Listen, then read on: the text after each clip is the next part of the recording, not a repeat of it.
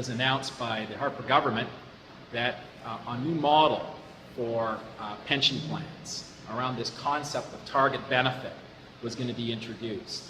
And in the, call it, literature that came from finance with that, one of the main reasons they gave for the importance of this initiative at this time is the need for management pooling of longevity risk. And of course, the Society of Actuaries released 2 new mortality tables, in fact, a table and as well improvement scales.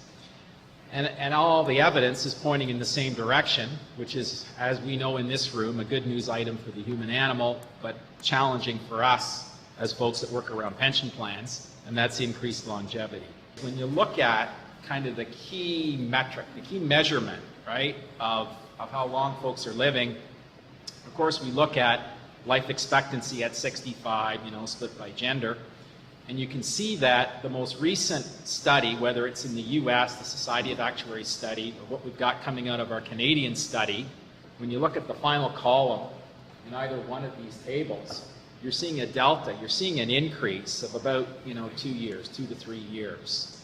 What does that mean? Well, big impact actually of these new tables, and I'm sure as folks have gone through discussions with us or their other actuaries perhaps this year, it lowers, from a balance sheet perspective, how good things look. So that's an issue.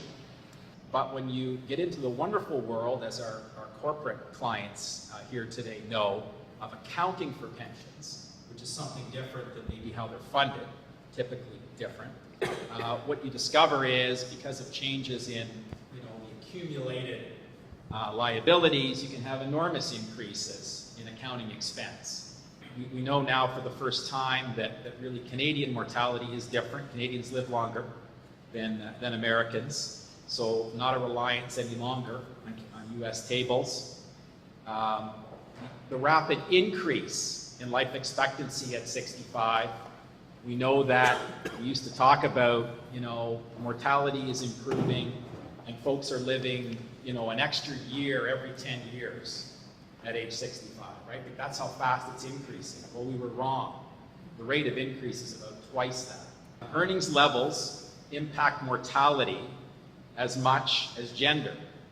So now, for the first time, as actuaries, when we're doing our calculations, and you've probably been through this already with us or your actuaries at this point, we have this proxy for kind of socioeconomic status. So Canada has seen its first mega transfer, pension risk transfer deal. There was a $500 million bulk annuity purchase. So very much longevity risk, management of longevity risk is an issue. So what we're seeing in terms of the data that's out there, folks living longer, really does tie in with this whole issue of de-risking broadly defined, and in particular, target benefit plans. And the risk sharing may not be a sharing between the employees and the employer. But there are plan redesign opportunities that help plan sponsors to manage this whole concept of dealing with the inherent volatility that comes with being the sponsor of a pension plan.